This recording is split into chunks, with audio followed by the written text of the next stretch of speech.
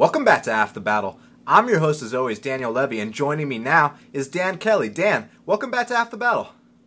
Yeah, thanks for having me. You got it anytime. So obviously you're coming off the big win over Rashad Evans. I mean, this is a guy that beat Chuck Liddell, beat Forrest, beat Bisbing. He's beat everyone. He's coached the reality show. He's won the belt. He's done everything. What's it like to get a win over a legend like Rashad on your resume? Awesome. Absolutely. It's a massive win for me. Biggest win of my career by far. I think I was lucky to get him at a good time. You know, he'd had a layoff. It was his first cut down to middleweight. He'd had a couple of false starts with getting clearance from different commissions. So massive, massive win for me. But yeah, a good time to fight him, I think. It was a good time to fight him, but I'll tell you what, the kind of shape he was in, for him to have to make 185 pounds, he had to take that very seriously. Yeah, absolutely. He was shredded. He was absolutely shredded. He looked really good. That's why I hope he carries on and continues, because I think he can still fight at a high level, I think. Now, was that just a matter of rising to the occasion? Because, I mean, that's the best, as far as I'm concerned, that you've ever looked inside the Octagon. Yeah, thank you. Yeah, everything fell into place. A couple of little tricks that I had up my sleeve worked really well against him, but he was really hard to take down. He's so athletic, and he's like a cat springing back up again. But, yeah, no, everything fell into place well that night. Now, when you talk about some of these tricks, are you at all referring to, you know, trapping the hands and throwing that straight left down the pipe? Yeah, absolutely. And also the trip with my right foot as well. That unsettled him a lot also. Yeah, was that surprising to get that on a, such a high caliber wrestler, or did you have something up your sleeve coming into there that you knew you were going to be able to take him down like that? No, I thought a lot of the wrestlers, you can trick them with your feet a little bit. I mean, having a judo background, that can be beneficial. But it worked better than I thought it would. Especially, I mean, luckily I linked it well with my punches. But yeah, I thought it worked really, really well. Well, Dan, it's not just a feel-good story anymore. I mean, you're ranked in the top 15 now. You're taking on a top 10 contender in Derek Brunson. I mean, how are you feeling about your current state of careers right now? It's going pretty well at the moment, isn't it? Look, it's about we're a week and a half out from the fight, so yeah, just the normal nerves, the normal getting ready to go kind of stuff. But yeah, everything's going really well, and if I can win this one, then who knows where we can go. Yeah, absolutely. Now, as far as the matchup's concerned, I mean, we know the deal. Derek Brunson, he's athletic, he's explosive. Now, I've seen two different versions of Derek Brunson. I've seen the guy that goes in there and blitzes people, as you saw in, besides the Silva fight, the 5 fights prior to that. And I've also seen the safe version of Derek Brunson, like he did against Chris Lieben and against Anderson Silva. Are you basically prepared for both versions? Absolutely, 100%. Well, look, we'll know within the first 3 minutes which Brunson it's going to be anyway, because if he tries to blow me out of the water, we'll know that straight away. And yeah, we've accounted for both versions, put it that way. Definitely. Now, I mean, you've watched the tape. I'm sure you noticed the chin in the air when he does the blitz. I'm sure you know everything, right? So you're feeling pretty confident going into this matchup? Absolutely. Look, it'll be a hard fight. He hits really hard, like a Mack truck. His wrestling's good.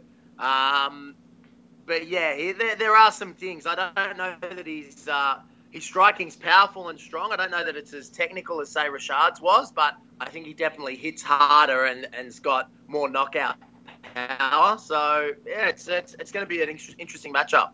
Now, Dan, it's no surprise. Look, you're 6-1 in the UFC. In all of those fights, you've been the underdog once again. And I ask you this every single time you're on the show. You're the underdog again. I mean, at this point, is it just, you're going to call your friends and be like, look, lay down a lot of money on those amazing odds on Dan Kelly.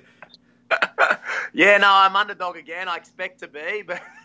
But yeah, I think some people have made some decent money off me. They did some kind of stat leading into the last fight that if they bet on me for the last three or four fights, including the Rashad one, that the combined odds are like 100 to 1 or something like that when they do it in a multi-bet. So yeah, I'm underdog again, about 3 to 1. So it's a normal place for me.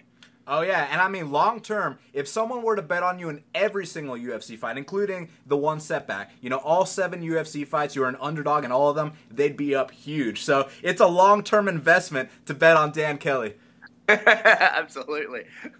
So let me ask you something, man, because a while back, you know, people used to kind of laugh at Australian mixed martial arts, but now you got a guy in Robert Whittaker who's fighting for the title. You're in the top 15. I mean, what's in the water over there, man? You got all these upcoming guys like Alexander Volkanovski. I mean, Australian MMA is looking more promising than ever. Yeah, it is. I think it's just everyone's works well together in the different cities they're in. I mean, I've done a little bit of training with Rob Whittaker now. He's popped down to Melbourne. We've done some training. We all work together. And yeah, I think because it's becoming so popular now, that we're starting to see some good results. I mean, you got Tyson Pedro in the top 15 in light heavyweight as well. Mark's still, you know, very prominent, and we've got a lot of younger guys coming through.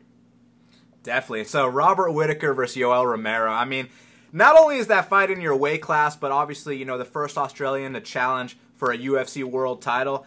Firstly, tell me what you think about that matchup, and then tell me what it means to Australia to have one of your own challenging for the UFC world title. I think Rob wins the fight. I think Rob stops him, to be honest. Whether it be earlier or later, I just think that Romero he's not going to be able to. Rob's so hard to take down. He's so hard to gauge distance on.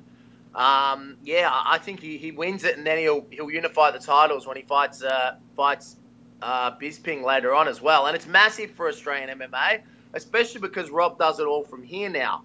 Like, he spent a bit of time over at TriStar earlier on in his UFC career, and now he's back home and he does it all in Sydney. So it's a credit to him and his team. Definitely. Now, this weekend, Jose Aldo's taking on Max Holloway. Who do you think has the edge in that fight? Because, I mean, obviously Aldo, he's the best featherweight of all time, but Max Holloway, I got to tell you what, man, that kid, he's on a 10-fight win streak, and he's looking better than he's ever looked. Yeah, I think Holloway takes it. I think Aldo will never be the same after the whole McGregor saga, and I think Aldo's coming in, not Aldo, Holloway's coming into his own. I think Holloway's got it. And last but not least, John Jones versus DC. I mean, is this simply a case of John Jones having his number, or do you think DC can hand John Jones his first ever official defeat? Hard to say. It'll all come down to how much rust John Jones has got. I think he'll be very motivated for the fight, considering they hate each other. If he fights like he did against OSP, I think Cormier's got him. Well, Dan, it's going down for you next Sunday, for us next Saturday. If it were up to you, how would this fight go down with you and Derek Brunson? I stop him in the second or third round. I think that's a possibility. I mean, I've had a few decisions lately, but I mean, the longer the fight goes, I think I've shown the better it is for me. So yeah, I think we'll look at a second or third round stoppage.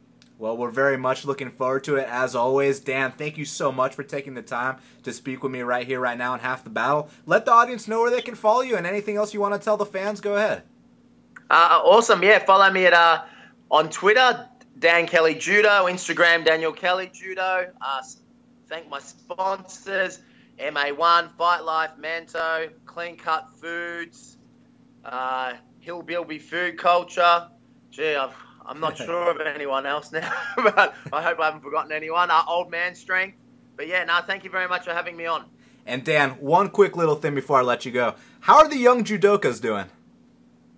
Yeah, not too bad. We're just about to start our it's a new cycle now after the Olympics. So in the next year or two, we'll see who's going to rise up for the Tokyo 2020, because qualifying doesn't start for another 2 years. So they're okay. A lot of hard work to be done. Yes, sir. Well, Dan, thanks again for the time. Best of luck next week. Pleasure. Thank you very much.